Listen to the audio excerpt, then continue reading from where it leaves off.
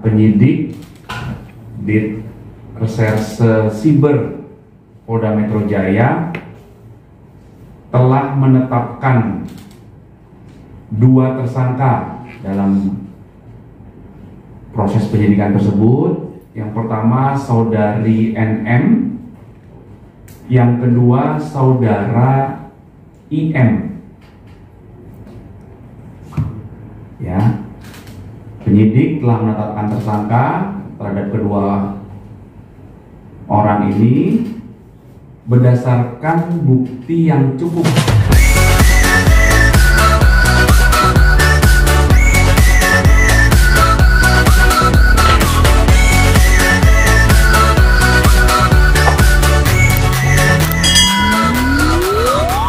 Baik rekan-rekan, kita mulai ya.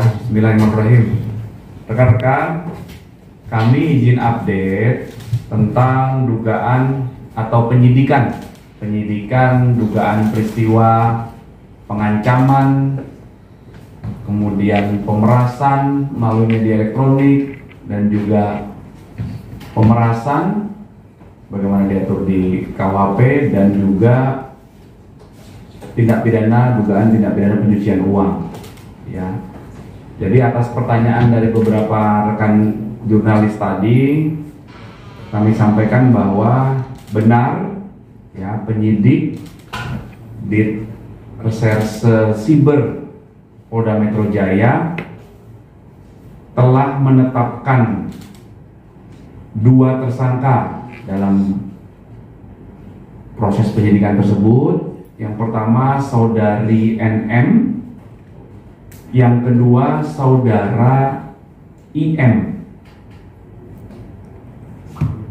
Ya, penyidik telah menetapkan tersangka terhadap kedua orang ini berdasarkan bukti yang cukup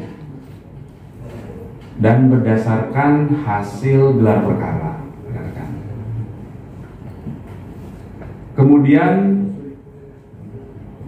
seyogianya hari ini, hari Kamis, tanggal 20 Februari 2025, berdasarkan 2 surat panggilan. Surat panggilan yang pertama kepada tersangka IM, surat panggilan yang kedua kepada tersangka NM.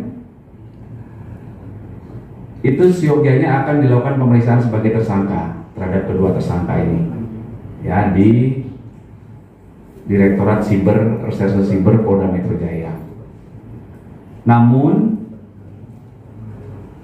kemarin tanggal 19 Februari 2025, penyidik telah menerima surat dari kuasa hukum tersangka tentang permohonan penundaan pemeriksaan terhadap para tersangka. Apa alasan yang diajukan oleh kuasa hukumnya? Alasan penundaannya adalah karena masih ada keperluan terkait dengan pekerjaan, di mana pekerjaan tersebut tidak dapat ditinggalkan maupun diwakilkan. Kemudian dalam permohonan itu juga disebutkan bahwa memohon kepada penyidik untuk dilakukan penundaan pemeriksaan dan penjadwalan ulang menjadi hari Senin tanggal 3 Maret 2025 pukul 13 WIB.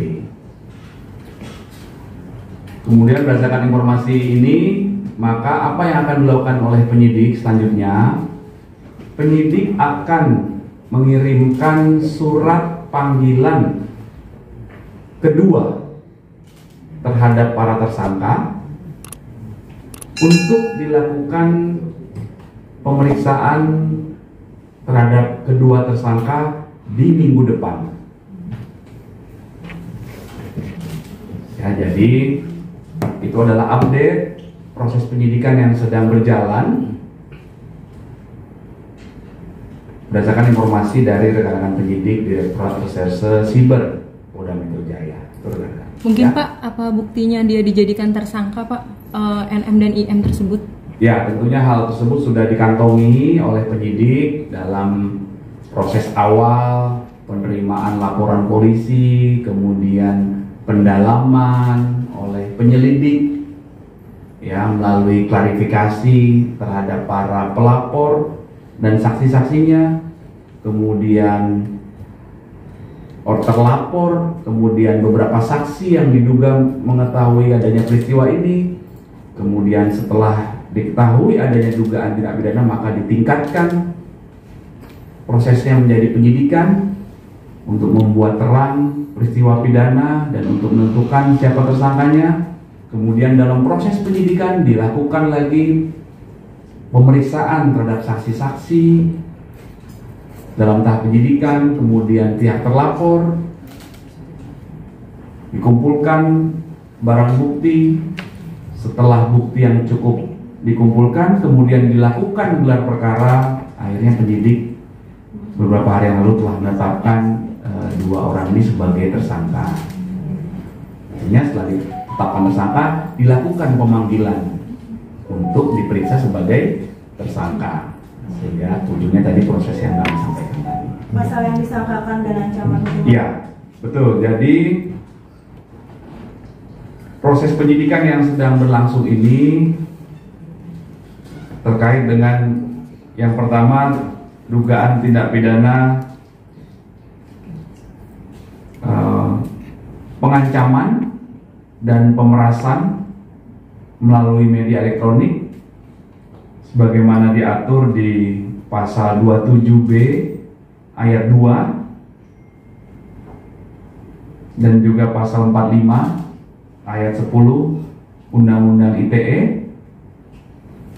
Kemudian dugaan tindak pidana pemerasan sebagaimana diatur di pasal 368 KUHP dengan ancaman pidana 9 tahun.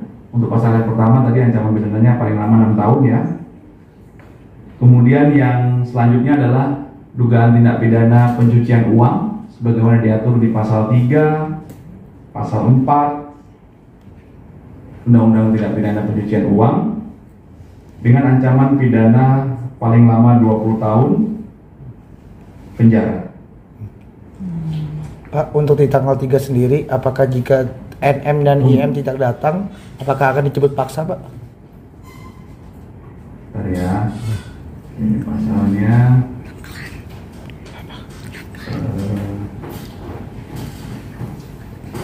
gimana Mas?